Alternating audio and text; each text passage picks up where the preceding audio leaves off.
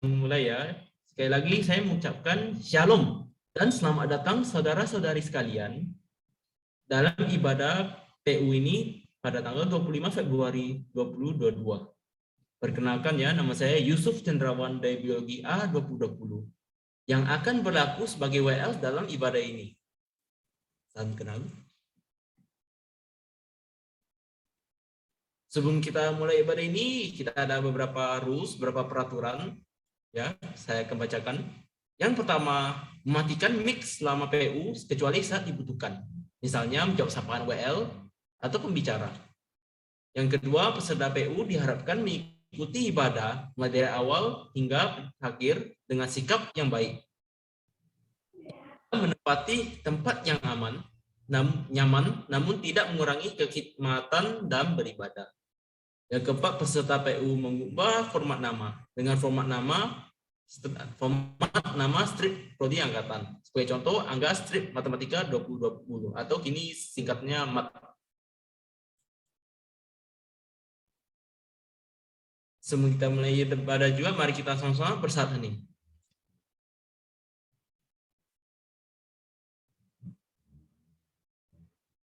Tuhan, terima kasih Tuhan atas pernyataan Tuhan, dengan kekuatan Tuhan berikan pada kami bisa dapat kesempatan untuk memuji memuliakan nama Tuhan Yesus. Kami ingin dapat kesempatan untuk mulai ibadah ini Tuhan. Biarpun online Tuhan, tapi jangan biarkan itu menjadi penghalang bagi kami untuk memuji memuliakan nama Tuhan, meninggikan nama Tuhan dan mendengar cerita Tuhan yang menakjubkannya akan difirmankan dalam ibadah ini nanti Tuhan. Kami serahkan sepenuhnya ke tangan Tuhan Yesus, mohon Tuhan berikan kelancaran, berikan kami yang terbaik. Dan Tuhan Yesus kami berdoa. Amin.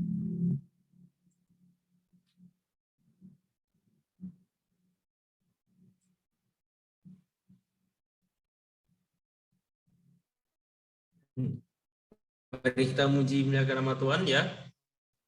Ini kita lagu ini ajak kita sadar bahwa Tuhanlah yang memelihara kehidupan kita. Bahkan dalam situasi yang impossible, yang tidak mungkin pun, Tuhan bisa membantu. Karena itu marilah kita berharap kepada Tuhan. Berserahlah kepadanya, hidup baginya.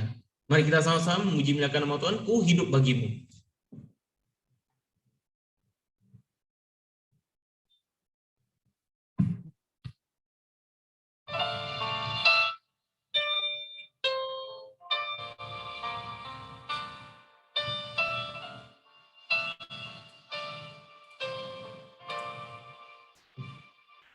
Yesus, kau kebenaran yang menyelamatkanku. Kau memberikanku hidup dan pengharapan.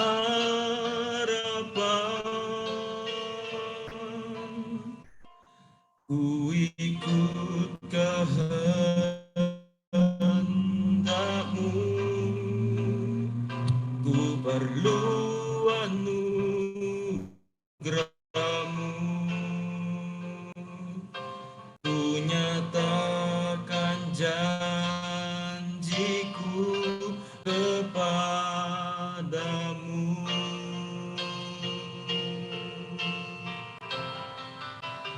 Kalau ku hidup bagimu, hatiku tetap memandangmu. Dunia tak bisa menjauhkanku.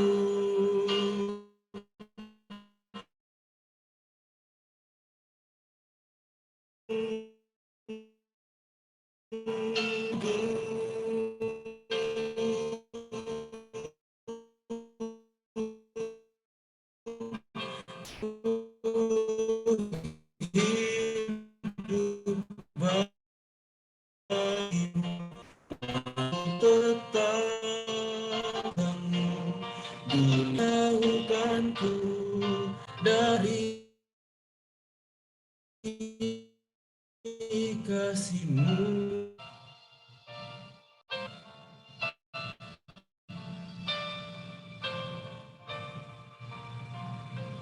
Yesus, kau kebenaran yang menyelamatkanku. Kau memberikanku hidup dan pengharapan.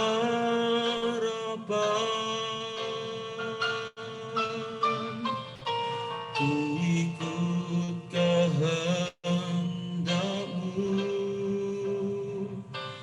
ku perlu anugerah-Mu. Ku nyatakan janjiku kepadamu.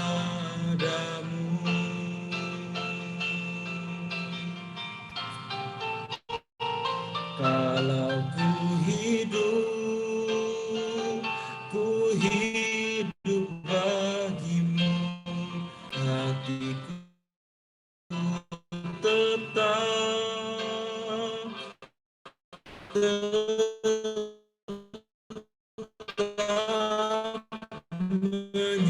menyembahmu. Dunia tak bisa menghiburmu. Selama ku hidup bagimu, mataku tetap memandangmu.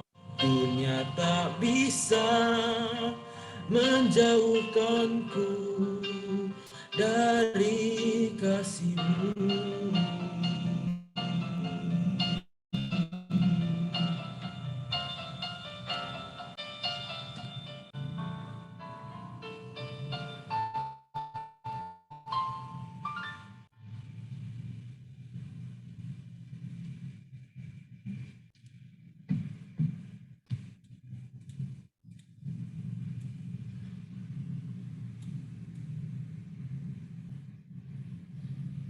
Baik, mari kita sama-sama mendengar firman Tuhan yang akan difirmankan oleh Ko Budi dengan tema Mahasiswa Kristen dan Suara Tuhan.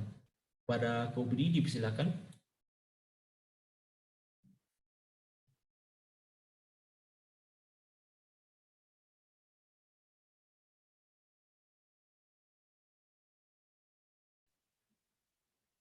Ya, shalom semua.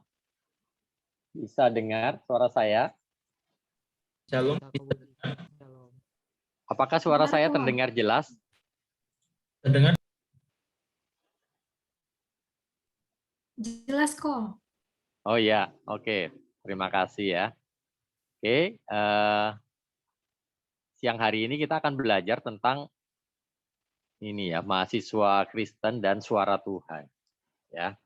Nah, pertama kita lihat contoh ya, beberapa tokoh dalam Alkitab yang mendengarkan suara Tuhan. Nah, ini dulu ya. Nah, pertama Abraham ya. Kenapa Abraham hidupnya diberkati oleh Tuhan? Kenapa dia mendapat berkat, bahkan berkatnya tuh sampai berkat 7 kali lipat ganda ya, 7 lipat ganda berkatnya. Ya karena dia mau mendengarkan suara Tuhan. Mendengarkan suara Tuhan itu bukan berarti bukan hanya ini ya, ada suara Tuhan lalu dia dengar suaranya, bukan itu ya. Tapi mendengarkan suara Tuhan di sini patuh ya, taat kepada kehendak Tuhan ya. Tuhan berfirman, pergilah ya dari kaum keluargamu, dari rumah orang tuamu gitu ya, dari negerimu ke tempat yang akan kutunjukkan kepadamu, dan dia pergi ya. Dia pergi dengan segala konsekuensi dan resikonya ya, dia mendengarkan suara Tuhan. Itulah sebabnya dia diberkati. Bahkan kemudian yang terakhir itu dia diperintahkan untuk ini ya, mempersembahkan anak tunggalnya Ishak ya sebagai korban bakaran. Dan dia taat ya, dia melakukan itu. Walaupun akhirnya dicegah oleh Tuhan ya, tidak jadi dipersembahkan si Ishak ini sebagai korban bakaran, tetapi karena Abraham mendengarkan suara Tuhan, Abraham dan keturunannya itu diberkati. Ya. Nah, ini satu contoh orang yang mendengarkan suara Tuhan.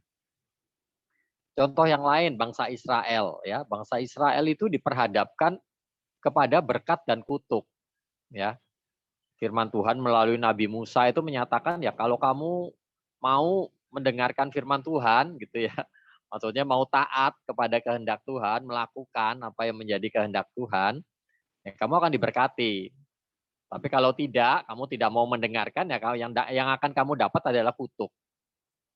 Kemudian contoh yang ketiga itu Raja Saul. Raja Saul itu awalnya ya ini ya, dinyatakan Tuhan, pokoknya kalau kamu taat, kamu setia, kamu terus dengar-dengaran kepada suara Tuhan, ya kamu dan keturunanmu tuh akan terus ya jadi raja di Israel. Tapi ternyata Saul tidak taat, dia tidak mendengarkan suara Tuhan ya.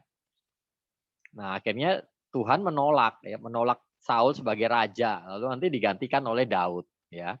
Sehingga yang menjadi pendiri dinasti selanjutnya di Israel itu adalah Daud ya.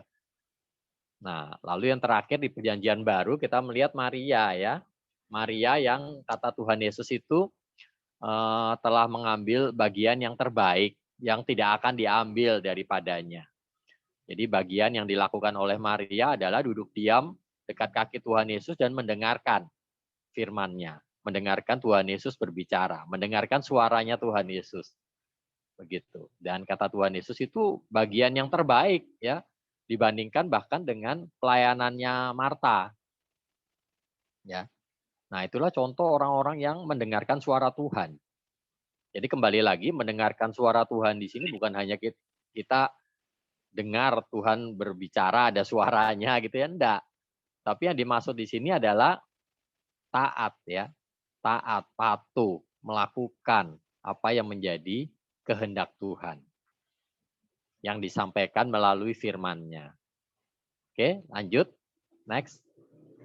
Nah, ini seorang filsuf, nanti kalian kalau enggak tahu cari di itu ya, internet ya. Soren Abbey Kierkegaard gitu ya. Ini seorang filsuf ya, filsuf terkenal. Dia mengatakan kebaktian yang sejati itu sederhana saja, yaitu melakukan kehendak Allah. Ya. Jadi kalau kita tidak mendengarkan suara Tuhan, kalau kita tidak melakukan kehendak Allah di dalam hidup kita, ya kebaktian kita semua omong kosong. Kita ke gereja, ke persekutuan, pelayanan, ya menggunakan berbagai macam karunia rohani, itu semua tidak ada gunanya, omong kosong semua. Kalau kita di dalam hidup kita sehari-hari, kita tidak melakukan kehendak Allah. Firman Tuhan juga mengatakan ya di Roma 12 ayat 1. Karena itu persembahkanlah tubuhmu sebagai persembahan yang hidup, yang kudus dan yang berkenan kepada Allah. Itu adalah ibadahmu yang sejati. Ya. Jadi ibadah yang sejati itu mempersembahkan tubuh kita sebagai persembahan yang hidup, kudus dan berkenan kepada Allah. Maksudnya apa? Yaitu melakukan kehendak Allah dalam kehidupan sehari-hari. Itulah ibadah yang sejati menurut firman Tuhan. Oke, next. Nah, kenapa kita harus mendengarkan suara Tuhan? Kenapa penting ya bagi kita mendengarkan suara Tuhan? atau patuh pada kehendak Tuhan? Yang pertama, karena Dia adalah pencipta kita, ya. Efesus 2 ayat 10 ya. Karena kita ini buatan Allah, diciptakan di dalam Kristus Yesus untuk melakukan pekerjaan baik yang telah dipersiapkannya sebelumnya ya.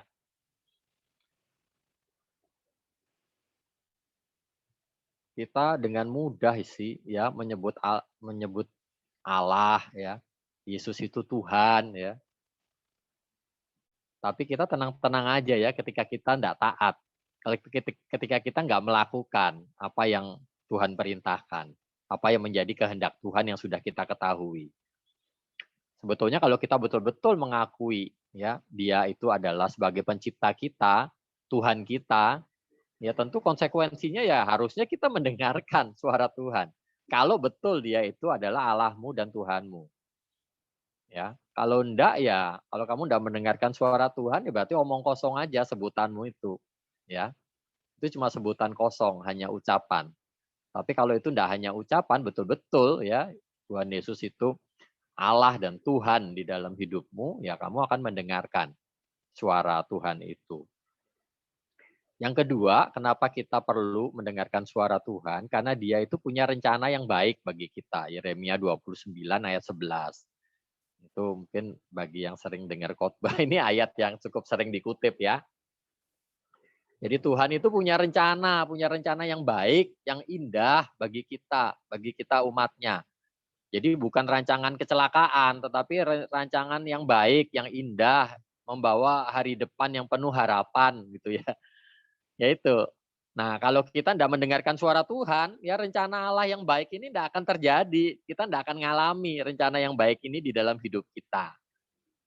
Kita akan mengalami rencana Tuhan yang baik ini. Kita akan mengalami hidup kita itu rencana Allah yang baik ini digenapi, ya. Nah, tapi syaratnya kita harus mendengarkan suara Tuhan, ya nurut apa kata Tuhan. Lakukan apa yang menjadi kehendak Tuhan, ya. Kalau enggak ya enggak akan terjadi. Yang ketiga, karena Dia bersedia mengajarkan kehendaknya kepada kita, ya. Mazmur 32 ayat 8 dan 9. Ya. Mataku tertuju kepadamu, ya. Aku hendak mengajari kamu jalan yang hendak kau tempuh, yang harus kamu tempuh, ya. Mataku tertuju padamu. Jangan seperti kuda atau bagal yang kegarangannya harus dikendalikan dengan tali les atau ini pecut dan sebagainya gitu ya. Itu kata Tuhan. Mataku tertuju kepadamu, aku hendak memberitahukan, aku hendak mengajarkan kepadamu jalan yang harus kamu tempuh. Itu kata Tuhan. Jadi Tuhan itu sudah bersedia mau mengajarkan kehendaknya kepada kita. Matanya tertuju kepada setiap kita. Nah, cuma gimana kita? Kita mau menghadapkan wajah kita kepada Dia dan mendengarkan suaranya, atau kita mau memberikan punggung kita ya membelakangi Tuhan dan membangkang gitu. Padahal Tuhan sudah siap mengajarkan kehendaknya kepada kita. Itu menurut Mazmur 32. Selanjutnya kenapa kita perlu mendengarkan suara Tuhan? Ya karena Allah itu turut bekerja di dalam kita, ya. Jadi Allah itu bekerja di dalam kita kalau kata Filipi 2 ayat 13 ya, baik kemauan maupun pekerjaan, ya. Jadi baik itu apa? Tuhan itu memberikan kemauan, kehendak, keinginan kepada kita untuk apa? Melakukan kehendak Tuhan. Dia juga ini menolong kita supaya kita bisa taat kepada suara Tuhan itu. Jadi kita tidak sendirian, ya. Nah, yang kelima, Kristus itu akan menolong kita untuk taat hingga kita berbuah, ya. Kita ini sebagai carang ya atau cabang yang melekat pada pokok anggur, yaitu Tuhan Yesus, ya. Nah, sebagai pokok anggur ya asal kita terus melekat pada Dia, ya. Dia akan terus menolong kita untuk kita taat hingga kita berbuah. Lalu yang lain juga ya, Roh Kudus itu juga dijanjikan ya akan memimpin kita kepada seluruh kebenaran. Jadi Roh Kudus itu akan menolong kita. Roh Kudus yang kita peroleh pada saat kita pertama kali percaya menerima Kristus sebagai satu-satunya juru selamat dan Tuhan. di dalam hidup kita. Roh Kudus itu kan tinggal di dalam hati kita ya, setiap orang percaya. Nah, Roh Kudus itu akan memimpin kita supaya kita mengerti kehendak Tuhan, supaya kita akhirnya bisa melakukan kehendak Allah. Yang ketujuh, sebagai orang yang sudah ditebus, hidup kita itu adalah miliknya, ya. Nah, coba minta tolong satu orang membaca ya Galatia 2 ayat 10. Ada yang bisa saya mintai tolong untuk membaca Galatia 2 ayat 20?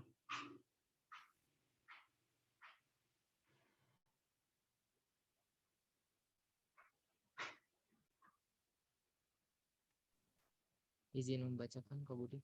Ya, silahkan. Galatia 2 ayat 20. Namun aku hidup, tetapi bukan lagi aku sendiri yang hidup, melainkan Kristus yang hidup di dalam aku. Dan hidupku yang kuhidupi sekarang di dalam daging adalah hidup oleh iman dalam Anak Allah yang telah mengasihi aku dan menyerahkan dirinya untuk aku. Ya, terima kasih. Jadi betul ya, karena kita sudah ditebus, berarti ya hidup kita ini, kita sudah ditebus oleh Tuhan Yesus ya, dengan darahnya yang sangat mahal itu ya. Karena itu hidupnya kita ini bukan lagi miliknya kita sendiri.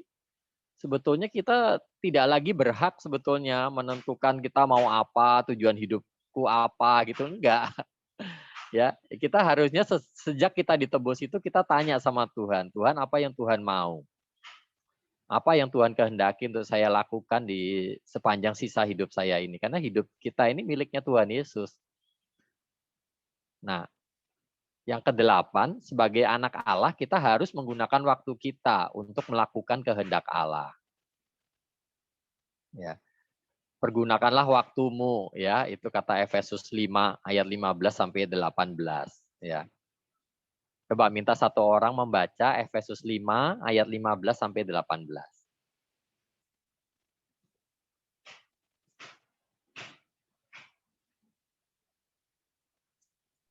Izin membacakan, Kak.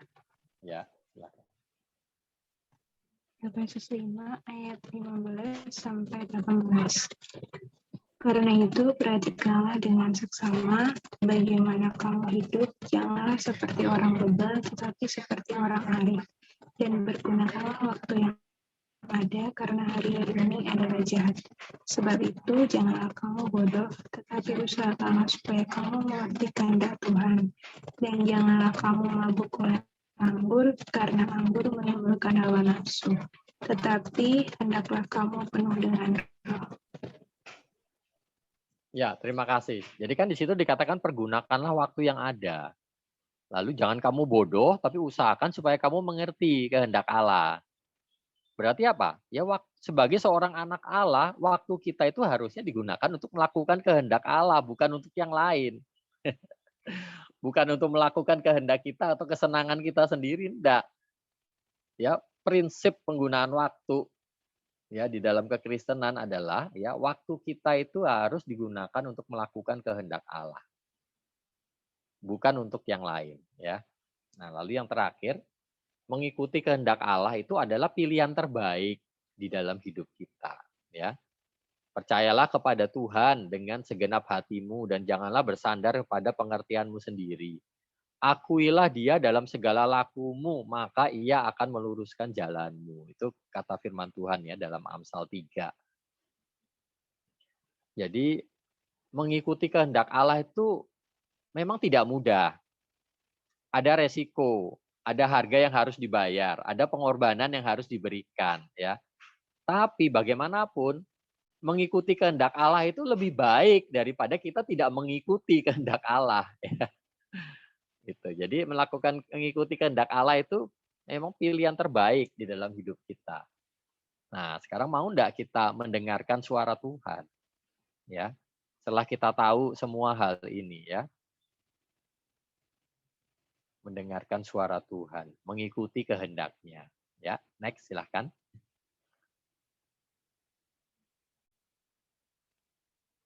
Ya, kita perlu tahu ini dulu ya. Bicara tentang kehendak Tuhan, kita harus tahu ada 3 jenis kehendak Tuhan. Ini perlu kita bedakan ya supaya enggak campur aduk dan salah paham. Yang pertama adalah kehendak Tuhan dalam arti takdir. Takdir Tuhan. kehendak Tuhan dalam arti takdir ini berarti sudah ditetapkan oleh Tuhan dan pasti akan terjadi di dalam hidup kita. Ini takdir. Dari mana kita bisa tahu apa saja yang sudah ditakdirkan Tuhan di dalam hidup kita? Kita bisa tahu sebagian kecil dari takdir ini dari Alkitab, dari firman Tuhan. Ya. Misalnya adalah takdir, ya, ditetapkan oleh Tuhan bahwa manusia berdosa kalau mau selamat, ya satu-satunya jalan keselamatan adalah melalui Tuhan Yesus. Itu takdir. Jadi kalau mau cari jalan lain yang tidak bakal selamat, itu sudah ditakdirkannya ya melalui Tuhan Yesus satu-satunya bisa selamat.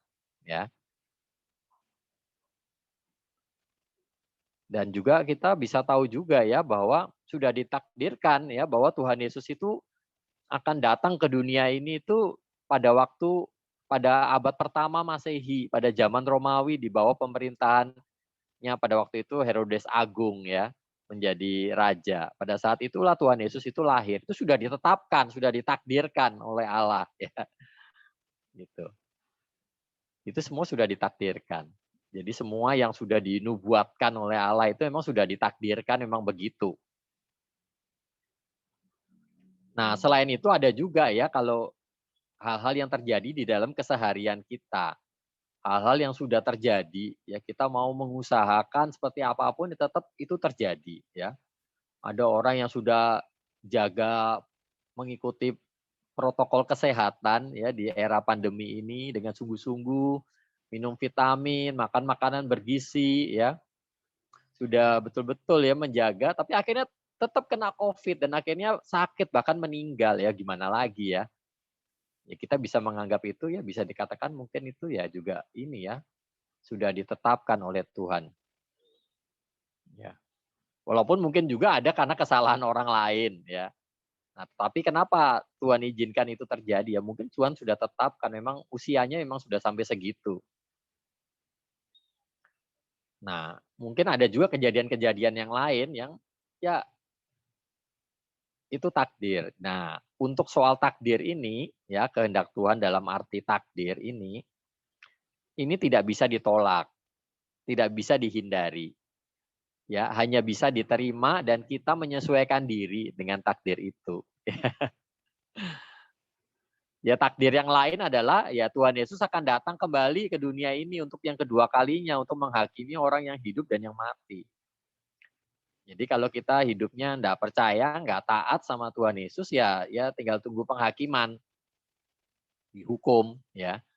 Nah, itu takdir. Jadi dalam Alkitab itu kadang-kadang kalau disebut kehendak Tuhan itu ya mungkin salah satunya dalam pengertian ini. Sesuatu yang sudah ditakdirkan, sudah ditetapkan oleh Tuhan dan tidak mungkin akan berubah. Kita nggak bisa nolak, kita nggak bisa menghindari, kita hanya bisa menerima dan menyesuaikan diri kita. Kalau mau selamat. Nah, lalu yang kedua adalah kehendak Tuhan dalam arti keinginan Tuhan. Ya, keinginan hatinya Tuhan. Nah, keinginan hatinya Tuhan ini berupa apa? Berupa perintah. Jadi ada perintah, ada larangan, ada teladan, ya teladan-teladan yang baik, ya dari tokoh-tokoh di dalam Alkitab. Ada janji Tuhan, ada peringatan, ada ajaran, ada prinsip, yang semuanya itu tertulis di dalam Firman Tuhan. Jadi dari mana kita bisa tahu keinginan Tuhan apa bagi kita? Ya, Alkitab kuncinya. Ya. Semakin kita jarang baca Alkitab, semakin kita nggak tahu keinginannya Tuhan apa. Tapi semakin sering kita baca Alkitab, kita merenungkan, kita belajar, ya, kita mencari Tuhan, kita bisa tahu. Ya, berarti kan kalau perintah itu ya harusnya dilakukan. Kalau larangan ya berarti jangan dilakukan. Kalau itu teladan ya ikuti teladan itu. Hiduplah seperti teladan itu. Kalau itu janji Tuhan ya alami janji itu. Ya, janji Tuhan itu kan ada yang yang bersyarat, ada yang tidak bersyarat. Nah, sebagian besar janji Tuhan di dalam Alkitab itu bersyarat. Jadi ada syaratnya supaya kamu bisa mengalami janji itu. Nah, penuhi syarat itu maka kamu akan mengalami janji Tuhan itu. Lalu kemudian ada peringatan, ya diikuti, ya jangan diterabas ya peringatannya. Ada ajaran, ya hiduplah sesuai dengan ajaran itu. Ada prinsip, ya hiduplah berdasarkan prinsip itu. Jadi ini semua adalah keinginan Tuhan. Dan semua keinginan Tuhan ini tercantum di dalam Alkitab. Terbuka untuk siapa yang mau mencari Tuhan dan mau sungguh-sungguh mempelajarinya, mengerti kehendak Tuhan, mencari tahu. Kalau nggak mau belajar, nggak mau malas baca, ya udah jadinya nggak ngerti. Ya, jadi ini sebetulnya tidak boleh ditolak. Ya keinginan, ini keinginannya Tuhan ya bagi kita. Masa kita berani ya menolak keinginannya Tuhan? Tapi kita bisa memilih untuk menolak keinginannya Tuhan. Dan banyak orang yang menolak keinginannya Tuhan. Ya, orang-orang yang memilih untuk tidak taat kepada Tuhan. Mengikuti maunya sendiri daripada mengikuti keinginannya Tuhan. Baik orang Kristen maupun non-Kristen. Ya. Nah, tapi ya siap-siap menanggung konsekuensinya ya. Kalau tidak taat, kalau menolak. Ya.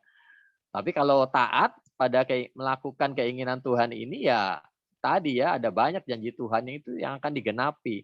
Rencana Tuhan yang baik itu akan digenapi di dalam hidup kita. Jadi kita bisa menolak ini ya sebetulnya dan banyak yang sudah menolak keinginan Tuhan ini. Tapi ya seharusnya itu nggak boleh ditolak. Kita dosa ya, kita salah kalau kita menolak ya keinginan Tuhan ini. Begitu. Jadi ini keinginan Tuhan yang tertulis di dalam Alkitab dan keinginan Tuhan yang bersifat umum. Bersifat umum itu dalam arti berlaku untuk semua. Ya. Untuk semua manusia, khususnya untuk semua anak Allah. Ya, dan itu tertulis di dalam Alkitab. Nah, yang ketiga adalah kehendak Tuhan dalam arti pimpinan Roh Kudus. Nah, ini yang dimaksud adalah keinginan Tuhan secara spesifik, secara khusus di dalam hidup setiap orang. Ya. Kan enggak mungkin kan di dalam Alkitab dicantumkan nanti ya saya akan menikah dengan siapa gitu. Enggak dicantumkan. Di Alkitab juga enggak dicantumkan Tuhan menghendaki saya nanti setelah lulus kuliah saya kerja apa, kerjanya di mana gitu ya. Enggak ada ditulis di dalam Alkitab. Nah, kita harus bergumul ya, sungguh-sungguh mencari pimpinan Roh Kudus dalam hal ini. Nah, inilah yang disebut keinginan Tuhan secara khusus di dalam hidup setiap orang. Jadi Tuhan itu punya keinginan yang khusus di dalam setiap hidup kita. Setiap pribadi kita itu Tuhan punya rencana yang khusus di dalam hidupmu. Nah, tapi kita harus ingat ya, pimpinan Roh Kudus itu tidak mungkin bertentangan dengan keinginan Tuhan secara umum bagi kita. Jadi, pimpinan Roh Kudus tidak mungkin bertentangan dengan keinginan Tuhan sebagaimana yang tercantum di dalam Alkitab. Karena itu orang akan sulit ya menemukan pimpinan Roh Kudus kalau nggak ngerti Alkitab. Jarang baca Alkitab, gimana mau ngerti pimpinan Roh Kudus ya? Dia nggak akan bisa membedakan mana pimpinan Roh Kudus, mana yang cuma maunya hatinya sendiri ya atau bahkan bisikan iblis ya, dia nggak bisa bedakan. Caranya membedakan gimana? Ya mesti banyak baca Alkitab. Belajar Alkitab, renungkan firman Tuhan itu. Nah, selebihnya kita perlu bergumul ya, mencari pimpinan Roh Kudus. Ya. Supaya kita bisa tahu apa kehendak Tuhan yang spesifik di dalam hidup saya. Termasuk apakah saya sebagai pengurus akan lanjut terus ya melayani sebagai pengurus untuk periode kedua ya.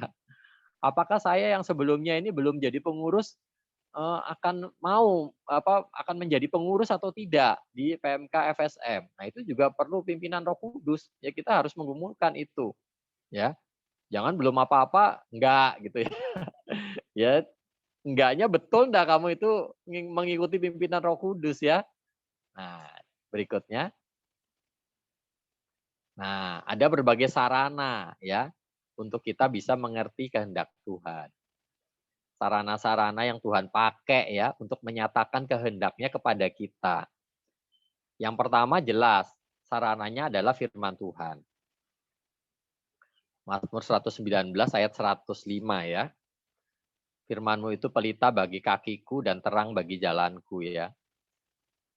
Firman Tuhan itu yang membuat kita tahu keinginan Tuhan secara umum itu apa.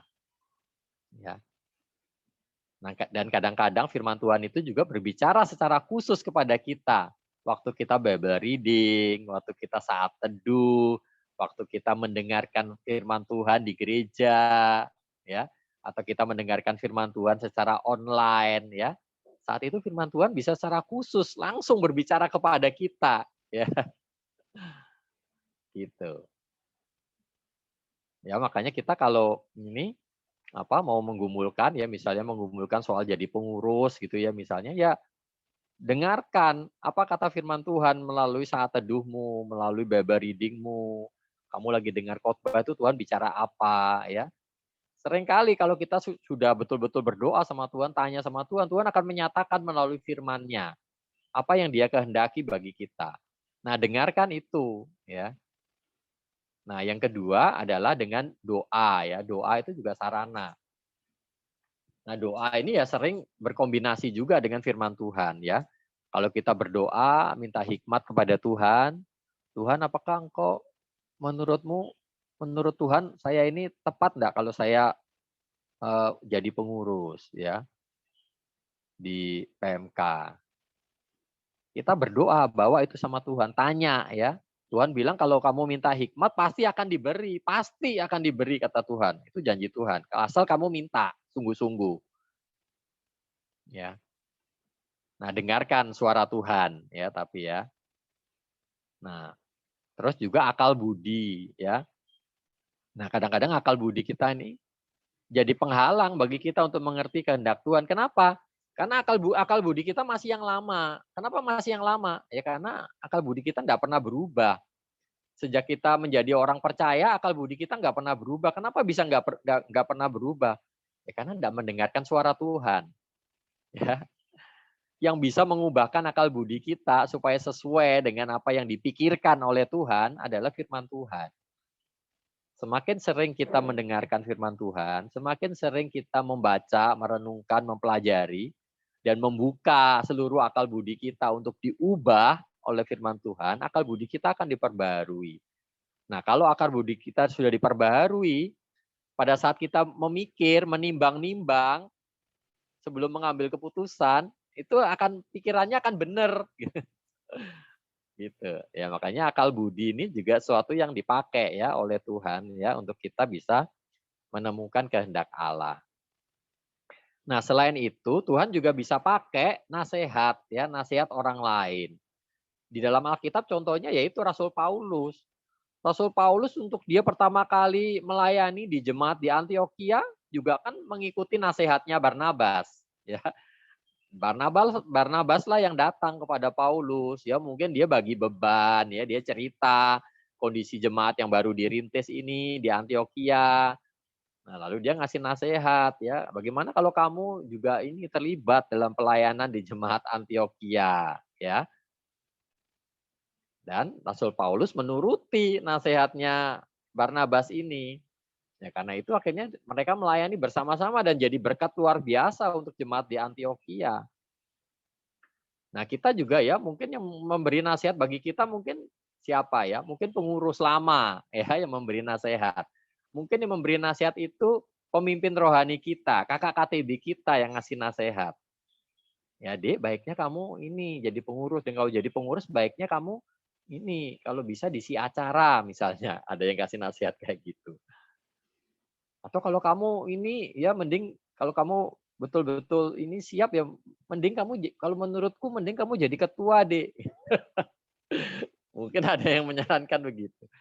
Nah, tentu kalau orang itu betul-betul mengenal Tuhan dengan baik dan hidup dekat ya dengan Tuhan, mengerti kehendak Tuhan, nasihatnya pasti baik ya. Kita patut mendengarkan nasihat orang-orang seperti itu.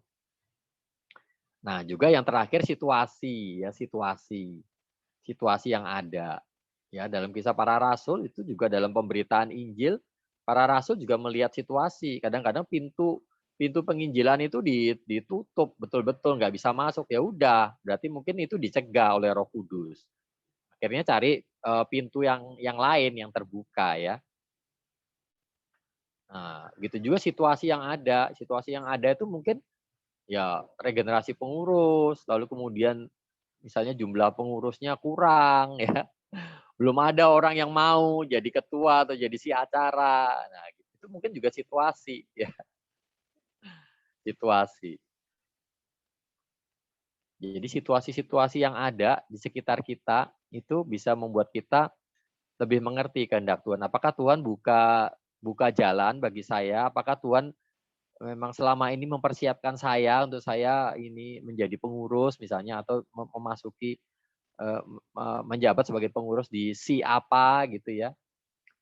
Di situasi yang ada ya. Itu jadi bahan pertimbangan. Ya.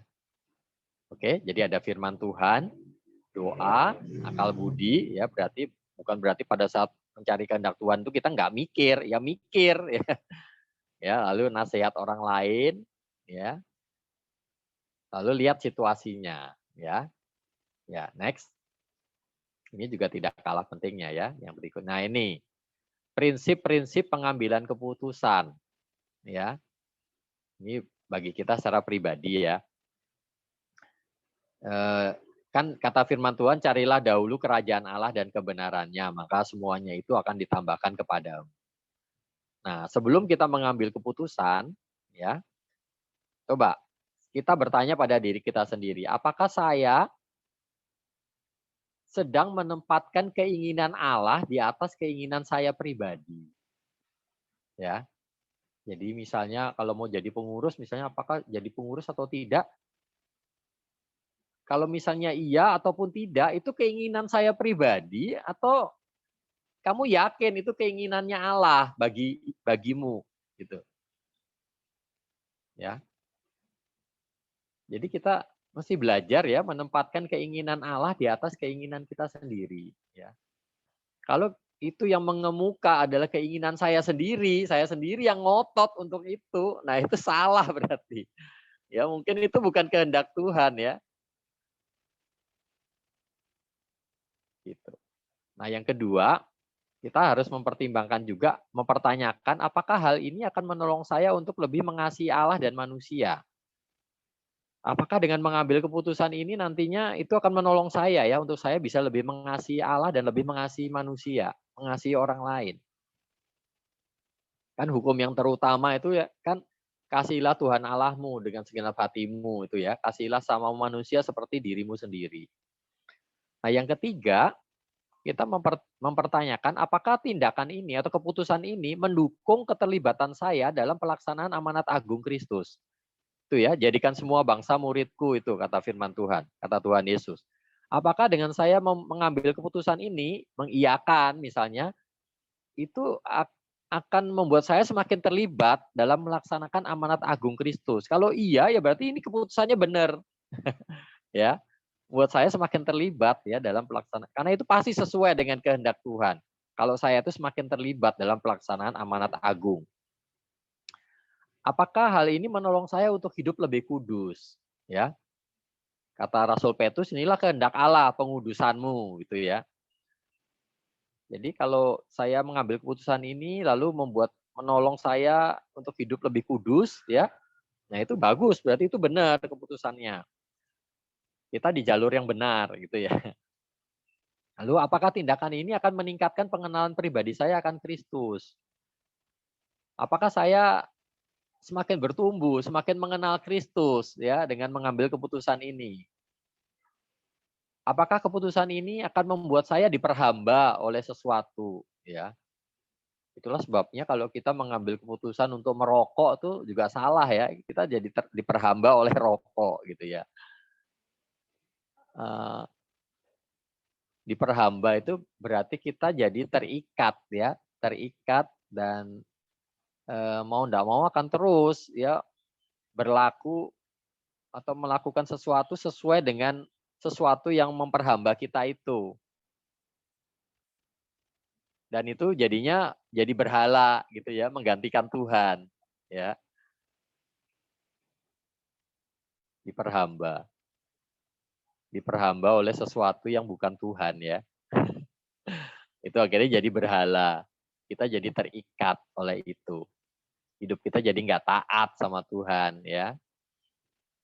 Apakah keputusan ini akan merusak tubuh saya? Ya, merusak tubuh saya, membuat tubuh saya jadi ternoda, membuat tubuh saya menjadi tercemar, membuat tubuh saya jadi rusak, jadi sakit, ya, kemudian mati, gitu ya. Ya, merusak tubuh ya. Oke, lalu apakah keputusan ini akan membuat saya menjadi batu sandungan bagi orang lain? Gitu. Kalau enggak ya mungkin itu keputusan yang benar. Tapi kalau jadi batu sandungan, nah itu salah berarti keputusanmu. Kita nggak bisa mengatakan nggak peduli orang lain ya, nggak bisa gitu. Kita ini kan saksi Kristus ya. Nah, apakah keputusan ini menolong saya untuk lebih memuliakan Tuhan, memuliakan Allah di dalam hidup saya? Nah, ini 9 hal yang harus kita pertimbangkan sebelum kita mengambil keputusan. Kalau kita mau mengambil keputusan sesuai dengan kehendak Tuhan. Ya, next. Nah, ini juga penting ya. Kita sudah tahu caranya mencari kehendak Tuhan, tapi kalau kita nggak punya sikap hati yang benar terhadap suara Tuhan, ya percuma juga. Kita nggak akan ngegubris itu ya. Nah, perlu punya sikap hati yang benar terhadap suara Tuhan, terhadap firman Tuhan, ya. Yang pertama adalah sikap hati percaya. Kamu percaya enggak kepada Tuhan? Ya, bukan percaya secara umum aja, saya kan orang Kristen ya pasti percaya Tuhan dong, ya bukan itu, ya. Tapi kamu percaya enggak sama Tuhan? Kamu bisa enggak mempercayakan hidupmu, masa depanmu ke dalam tangannya Tuhan? Karena kalau kamu betul-betul percaya, kamu bisa mempercayakan seluruh hidupmu, masa depanmu ke dalam tangan Tuhan, kamu akan nurut apapun yang Tuhan katakan.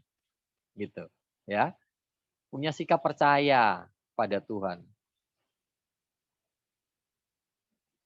Nah, lalu sikap yang lain adalah menantikan. Ya, karena itu nggak salah ya kalau kita misalnya ditawari jadi pengurus ya minta waktu untuk menggumulkan, ya.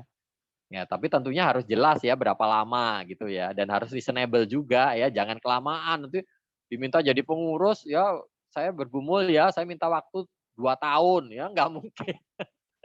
Ya, harus ada waktunya jelas ya berapa lama dan sungguh-sungguh digumulkan. Nah, menantikan. Kadang-kadang nggak langsung ya kehendak Tuhan itu dinyatakan. Ya, menantikan.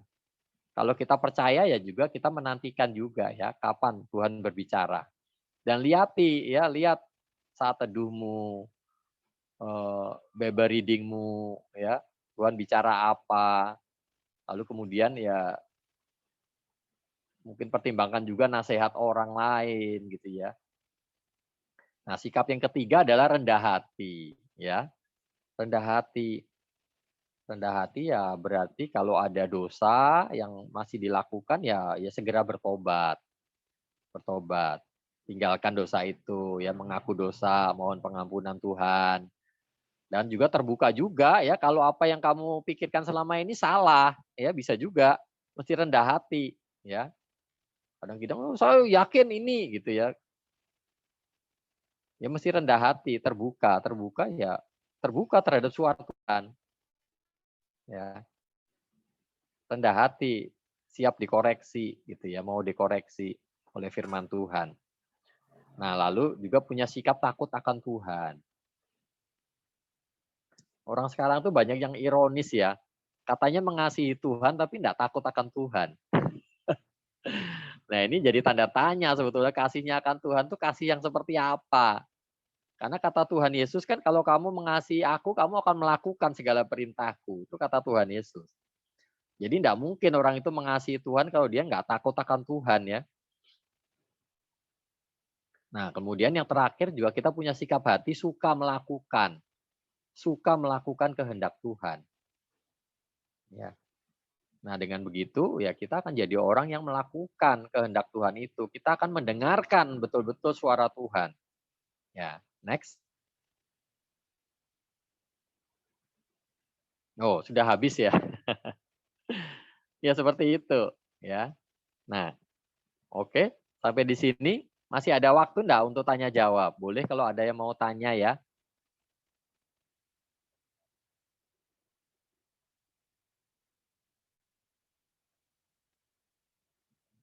Masih ada waktu untuk tanya jawab untuk teman-teman pengurus atau waktunya sudah habis? Masih ada sisa sekitar 6-5 menit. Oh ya, silahkan kalau ada yang mau tanya ya.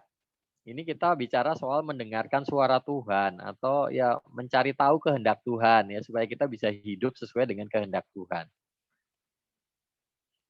Ada yang mau bertanya?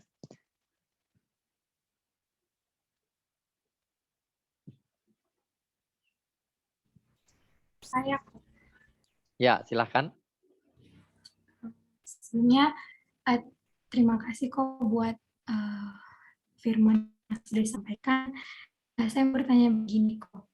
Biasanya kan kalau kita menggumulkan sesuatu, terus kita baca firman, kita saat teduh itu, kita seringkali merasa kayak, misalnya kita dapat firman Tuhan, tapi kita itu nggak lega gitu loh. Nggak ada damai sejahtera gitu kok. Padahal kayak Tuhan itu menyuruh kita melakukan sesuatu, tapi kita merasa tidak damai sejahtera gitu loh. Padahal kita tahu sendiri bahwa kita harus melakukan sesuatu gitu. Nah, apakah kita harus menantikan sebuah rasa damai sejahtera baru kita melakukannya, atau gimana kok? Mungkin itu kok pertanyaannya. Oh begini. Jadi kalau kita betul-betul punya sikap hati yang betul-betul rindu, ingin melakukan kehendak Tuhan di dalam hidup kita, di dalam hidup saya, dan kalau kemudian firman Tuhan menyatakan tentang kehendak Tuhan, ya tentu kita akan dengan damai sejahtera melakukan kehendak Tuhan sebagaimana yang dinyatakan oleh firman-Nya itu. Begitu. Secara umum begitu. Nah, tapi kalau tetap kita masih merasa belum damai sejahtera, ya dievaluasi. Belum damai sejahteranya kenapa? Karena ya kata dalam tanda kutip ya damai sejahtera itu ya bisa macam-macam ya. Kadang bisa juga itu membuat kita ini ya seperti kita mau ditarik keluar dari zona nyaman kita ya, tentu galau sekali, tidak damai pasti hatinya. Ya, Abraham waktu mau menggumulkan apakah saya ini mau meninggalkan negeri saya, rumah bapaknya saya ke tempat yang nggak jelas, itu juga pasti kacau sekali hatinya, apalagi disuruh mempersembahkan Ishak ya. Nah itu pasti nggak damai juga. Nah tapi yang penting kamu yakin nggak dengan pasti dan itu merupakan kehendak Tuhan. Itu yang paling penting. Kamu yakin nggak itu kehendak Tuhan? Ya kalau yakin ya dan kamu mau melakukan dan kamu suka melakukan kehendak Tuhan ya lakukan. Nah tapi kalau kamu belum terlalu yakin ya enggak apa-apa, spare waktu lagi mungkin 1 hari 2 hari berdoa lagi, minta Tuhan nyatakan dengan lebih jelas betul enggak ini kehendak Tuhan. Atau bisa kamu datangi seseorang ya pemimpin rohanimu kali ya kakak KTB-mu atau siapa gitu ya, minta nasihat, mungkin itu bisa menolong. Jadi enggak selalu kita harus bergumulnya sendirian ya. Begitu. Baik kok, sudah terjawab. Terima kasih banyak Ya. kok. Oke. Sekali lagi.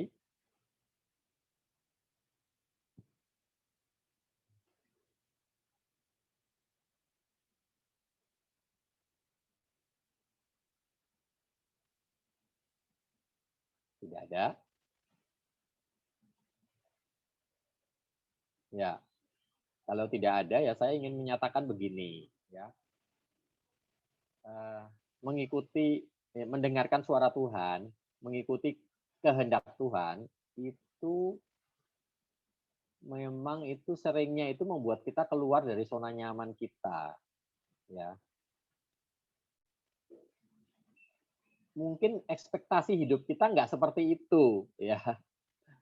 Ya contohnya di dalam hidup saya dan dalam kehidupan ya hampir semua staf perkantas, misalnya ya saya staf perkantas, mana ada staf perkantas yang dulu cita-citanya mau jadi staf.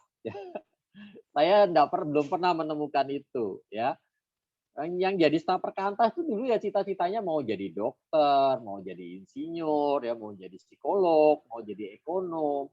Dia setelah lulus dari S1, ya, bukan S1 teologi ya, kemudian akhirnya ya jelas kehendak Tuhan, akhirnya memberi diri jadi staf. Lah itu kan ya apa enak, apa nyaman gitu ya. Ya nggak enak, nggak nyaman. Itu betul-betul kayak semacam ya keluar jalur ya. Nah, kehendak Tuhan memang kadang begitu. Kalau kehendak Tuhan itu selalu nuruti maunya kita, ya Tuhan bukan lagi Tuhan, ya. Tapi karena Dia adalah Tuhan, ya kita yang harus menempatkan keinginannya Tuhan itu di atas keinginannya kita. Nah, ini yang namanya dengar-dengaran terhadap suara Tuhan. Oke, sampai di sini kita akhiri ya. Sudah tidak ada pertanyaan? Ya. Oke, kita tutup dalam doa ya. Kalau sudah, mari kita berdoa. Ya Bapa, terima kasih untuk waktu ini. Kami ada di dalam hadirat-Mu. Engkau berfirman dan Engkau mengajari kami siang hari ini. Kiranya Tuhan yang memberi setiap kami yang ada di tempat ini, pikiran dan hati yang betul-betul terbuka, dan mau merendahkan diri di hadapan firman Tuhan. Mau dengar-dengaran terhadap suara Roh Kudus pada setiap kami. Beri kami hati yang selalu mau mencari kehendak Tuhan dan peka terhadap suara Roh Kudus-Mu. Kiranya Roh Kudus-Mu itu yang memimpin dan menuntun setiap kami kepada penggenapan seluruh kehendak Tuhan di dalam hidup kami masing-masing. Terima kasih ya Bapa, dalam nama Tuhan Yesus kami berdoa. Amin. Ya, saya kembalikan kepada pengurus.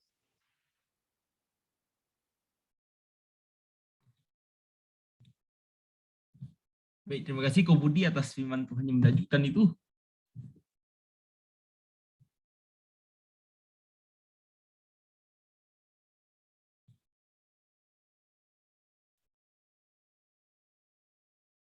Sekarang mari kita persembahkan kepada Tuhan yang terbaik ya. Ini bisa melalui GoPay, OVO, dan Dana menggunakan nomor yang tercantum di slide ini. Bisa juga ya langsung scan QR-nya yang ada di sebelah kanan slide, GoPay, Dana, dan OVO juga. Bisa juga melalui Bank BNI dengan nomor yang tercantum dalam slide ini atas nama Kak Lolita. Untuk memudahkan pencatatan, maka dimohon untuk mencantum kode 1 untuk persembahan. Sebagai contoh, 100.001. Hendaklah masing-masing memberikan menurut kerelaan hatinya. Jangan dengan sedih hati atau karena paksaan. Sebab Allah mengasihi orang yang memberi dengan sukacita. Dan Allah sanggup melimpahkan segala kasih karunia kepada kamu. Supaya kamu senantiasa berkecukupan dalam segala sesuatu. Dan malah berkelebihan di dalam berbagai kebajikan. 2 Korintus 9 ayat 7-8.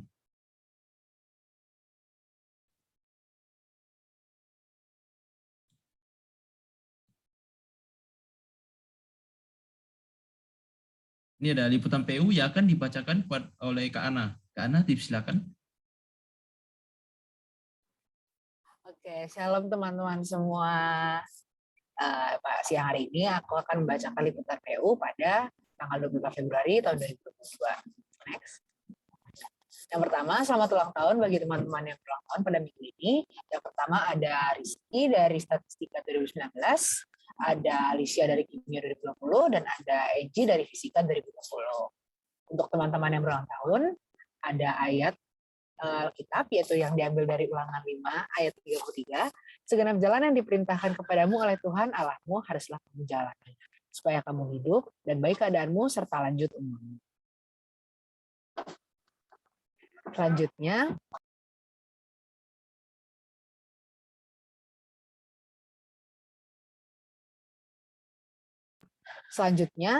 Oh ya teman-teman, PMK FSM sudah mempunyai store sendiri loh. Dan di PMK FSM Store teman-teman bisa mencari apa saja yang teman-teman butuhkan dari buku rohani, top up, pulsa, GoPay, dan yang lainnya, makanan, alat-alat elektronik. Teman-teman bisa menghubungi kontak person yang tertera pada layar, ada Nathan dan Cinara, serta jangan lupa untuk mengunjungi Instagram PMK FSM Store. Next.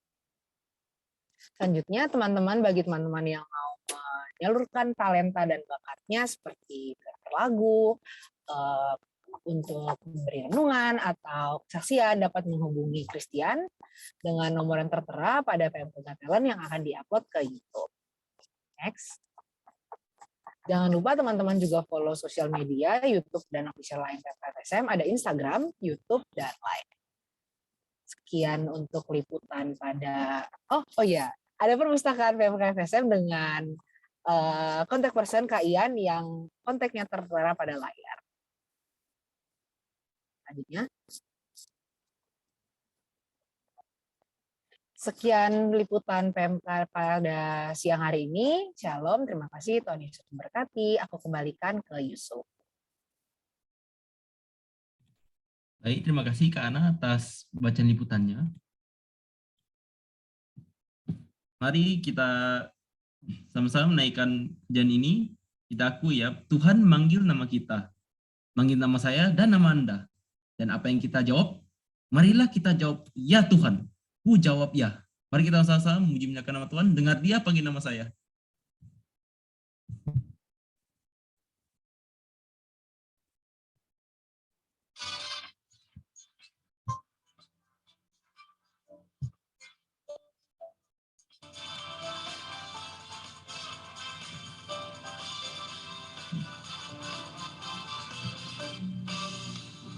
Dengar dia panggil nama saya, dengar dia panggil namamu, dengar dia panggil nama saya, juga dia panggil namamu. Dengar dia panggil nama saya, dengar dia panggil namamu, dengar dia panggil nama saya, juga dia panggil namamu. Ku jawab ya, iya, iya. Ku jawab ya, iya, iya. Ku jawab ya Tuhan, ku jawab ya Tuhan. Ku jawab ya, iya, iya. Ku jawab ya, iya, iya. Ku jawab ya, iya, iya. Ku jawab ya Tuhan, ku jawab ya Tuhan, ku jawab ya, iya, iya.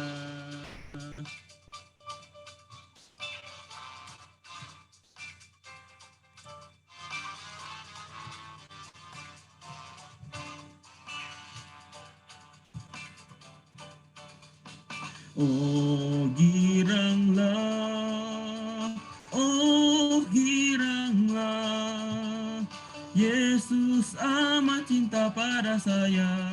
Oh giranglah, oh giranglah, oh giranglah, Yesus amat cinta pada saya.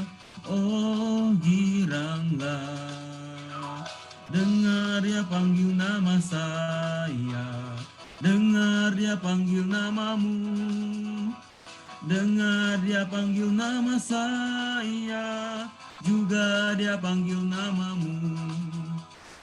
Dengar dia panggil nama saya, dengar dia panggil namamu, dengar dia panggil nama saya, juga dia panggil namamu. Ku jawab ya, iya, iya. Ku jawab ya, iya, iya. Ku jawab ya Tuhan. Ku jawab ya, iya, iya. Oh giranglah, oh giranglah, Yesus amat cinta pada saya. Oh giranglah, Yesus amat cinta pada saya, oh giranglah.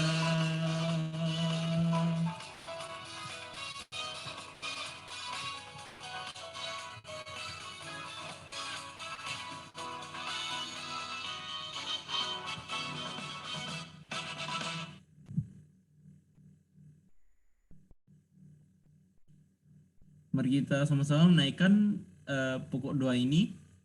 Saya akan bacakan. Yang pertama, doakan kesehatan, perekonomian, dan perkuliahan anggota PMK FSM. Yang dua, doakan Indonesia dan dunia yang masih dalam tahap pemulihan COVID-19. Yang ketiga, doakan agar konflik antara Rusia dan Ukraina dapat terselesaikan. Doakan juga seluruh bangsa termasuk Indonesia agar dipulihkan dari segala perpecahan yang ada sehingga semuanya hidup dalam damai dan ketentraman. Mari kita sama-sama menaikkan pokok doa ini yang akan dipimpin oleh Ko Budi. Kepada Ko Budi dipersilakan. Ya, mari kita sama-sama berdoa.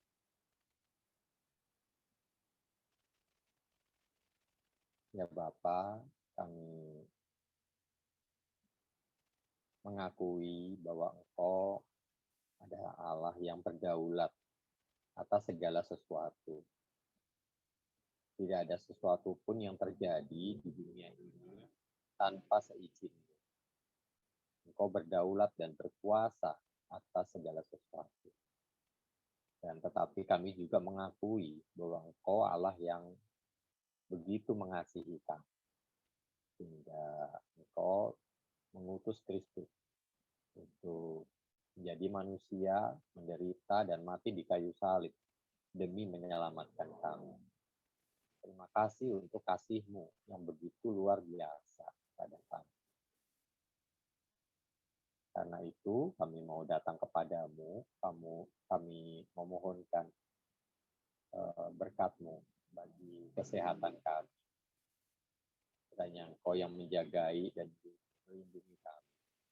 Yang sakit kiranya Tuhan yang pulihkan dan kesehatan. Bukan hanya bagi kami, tapi juga bagi seluruh keluarga kami. Tuhan jagai dan Tuhan pulihkan kesehatan. Juga untuk perekonomian kami, khususnya dari keluarga kami, orang tua kami. Kiranya Tuhan yang menolong. Kami percaya Engkau yang memelihara dan mencukupkan kami selama ini.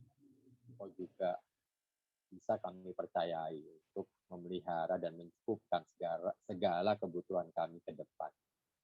Kami juga berdoa untuk perkuliahan setiap teman-teman ini di FSM. Kiranya Engkau yang memberkati. Beri sikap hati yang sungguh-sungguh menjalani studi bagi Tuhan. Dan kiranya Tuhan sendiri yang memperlengkapi, Tuhan sendiri yang memberkati dengan segala macam ilmu yang berguna untuk pekerjaan Tuhan kelak setelah adik-adik ini lulus. Engkau yang memberkati dalam segala studi yang dikerjakan. Kami juga berdoa untuk Indonesia dan dunia yang masih sedang dalam pemulihan COVID. Kami percaya Engkau juga berdaulat, Engkau berkuasa atas segala sesuatu, termasuk atas COVID-19 ini. Kiranya Engkau yang memimpin, Engkau yang turut bekerja di dalam segala sesuatu, agar betul-betul Indonesia dan dunia ini bisa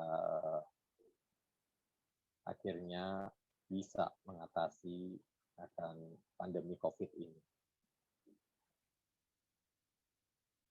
Juga kami membawa untuk konflik Rusia dan Ukraina saat ini. Kami mohon pertolongan Tuhan agar konflik ini bisa diselesaikan dengan damai. Dan konflik ini tidak meluas ke negara-negara lain bahkan yang kami takutkan bisa menjadi perang dunia ketiga. Kiranya Tuhan menjaga, Tuhan mencegah agar itu tidak terjadi. Engkau kiranya campur tangan menurut hikmat dan kuasa-Mu sendiri agar konflik ini bisa diselesaikan. juga bagi seluruh bangsa Indonesia, kami mohon berkat Tuhan agar betul-betul kedamaian, kebinekaan, dan juga keadilan di Indonesia ini boleh betul-betul semakin ditegakkan. Engkau sendiri yang bekerja di Indonesia ini, kami percaya Engkau begitu mengasihi bangsa ini. Karena itu Engkau melimpahkan akan kasih-Mu, rahmat-Mu bagi bangsa ini. Agar bangsa ini tidak terus terpecah belah, tapi betul-betul bisa bersatu, dan segala rencana kehendak Tuhan yang baik bagi bangsa ini betul-betul bisa kami alami dalam hidup kami berbangsa dan bernegara di Indonesia. Terima kasih ya Bapak, untuk kiranya memberkati setiap kami, untuk memberkati kami di tengah keluarga kami, memberkati kami dalam studi, dalam pergaulan, dimanapun kami berada, dan Engkau menjadikan kami saluran berkat Tuhan bagi orang lain. Terima kasih ya Bapak, dalam nama Tuhan Yesus kami berdoa. Amin.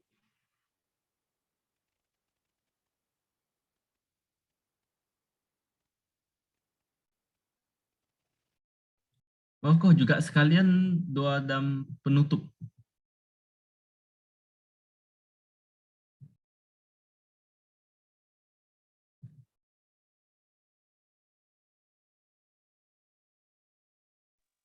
Yes, bukannya tadi sekalian ya, saya sudah doa berkat tadi.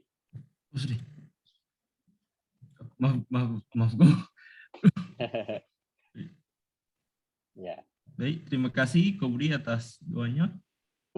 Sampailah kita pada akhir ibadah ini. Terima kasih saudara-saudari sekalian yang telah meluangkan waktu untuk hadir dalam ibadah ini. Saya berharap ibadah ini bisa jadi berkat yang terbaik dari Tuhan untuk kita semua. Shalom dan GBU selalu. Bye-bye.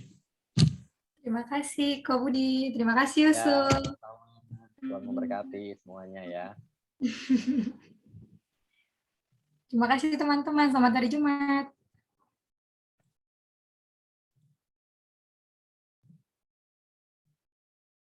Baik semua.